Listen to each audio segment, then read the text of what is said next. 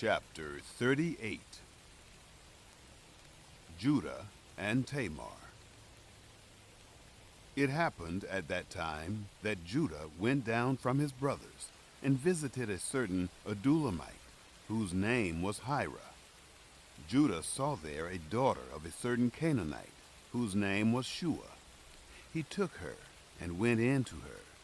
She conceived and bore a son, and he named him She conceived again and bore a son, and she named him Onan. She yet again bore a son, and named him Shelah. And he was at Kezib when she bore him.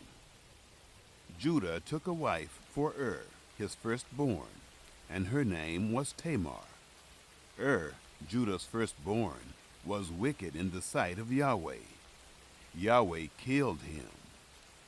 Judah said to Onan, "Go in to your brother's wife, and perform the duty of a husband's brother to her, and raise up seed to your brother."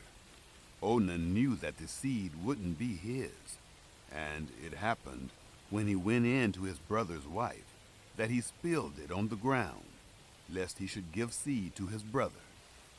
The thing which he did was evil in the sight of Yahweh, and he killed him also.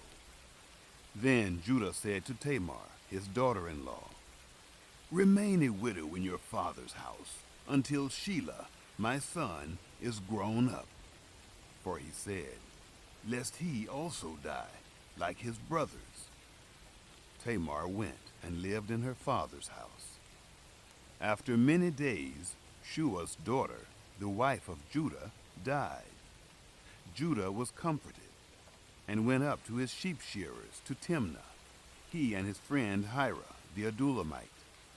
It was told Tamar, saying, "Behold, your father-in-law is going up to Timnah to shear his sheep."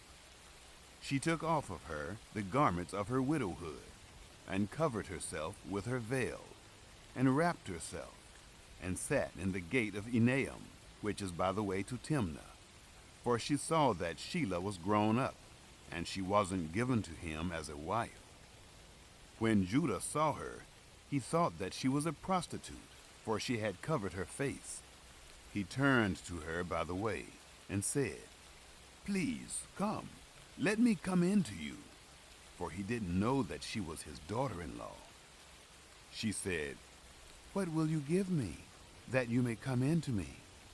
He said, "I will send you a young goat from the flock." She said, "Will you give me a pledge until you send it?" He said, "What pledge will I give you?" She said, "Your signet, and your cord, and your staff that is in your hand."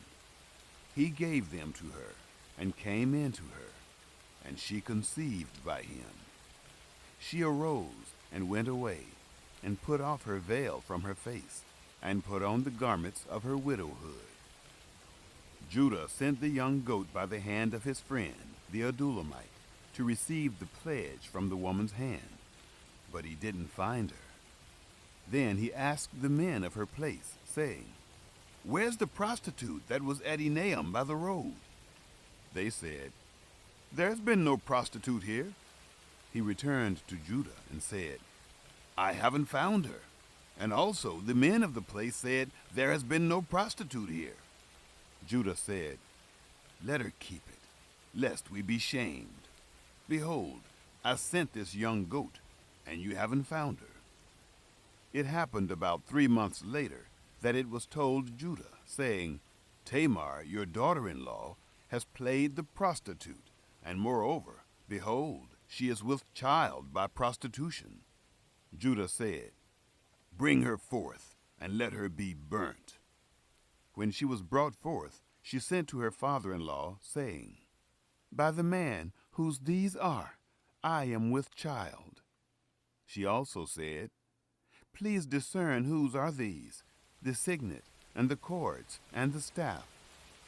Judah acknowledged them, and said, "She is more righteous than I, because I didn't give her to Shelah, my son." He knew her again no more. The birth of Perez and Zerah. It happened in the time of her travail that, behold, twins were in her womb. When she travailed, one put out a hand, and the midwife took and tied a scarlet thread on his hand, saying, "This came out first." It happened, as he drew back his hand, that, behold, his brother came out, and she said, "Why have you made a breach for yourself?" Therefore his name was called Perez. Afterward his brother came out, that had the scarlet thread on his hand, and his name was called Zerah.